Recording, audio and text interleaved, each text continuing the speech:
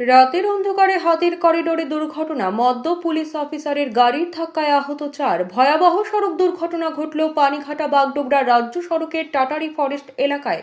রাতের অন্ধকারে হাতির করিডোরের মধ্যেই মদ্যপ অবস্থায় থাকা এক পুলিশ অফিসারের গাড়ির ধাক্কায় গুরুতর জখম হন 4 জন, যাদের মধ্যে 2 জন বনকর্মী।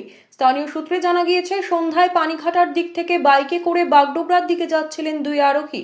বিপরীত দিক থেকে দ্রুত গতিতে আসা একটি 4 চাকা গাড়ি তাদের বাইকে ধাক্কা মারে। সংঘর্ষের জেরে বাইক আরোহীরা ছিটকে পড়েন রাস্তায়। এরপর সেই গাড়ি নিয়ন্ত্রণ হারিয়ে রাজ্য সড়কে টহলরত 2 বনকর্মীকেও ধাক্কা দেয়। আহত 4 জনকে স্থানীয়রা উদ্ধার করে নকশালবাড়ি হাসপাতালে ভর্তি করেন।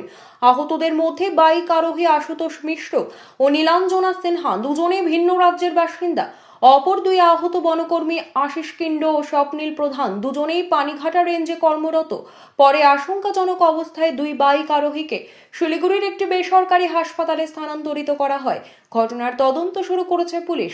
স্থানীয়দের অভিযোগ, রাতে হাতির করিডোরে অতিরিক্ত গতিতে যান চলাচল ও মদ্যপ অবস্থায় ড্রাইভিং বন্ধে যথেষ্ট নজরদারি নেই প্রশাসনের তরফে।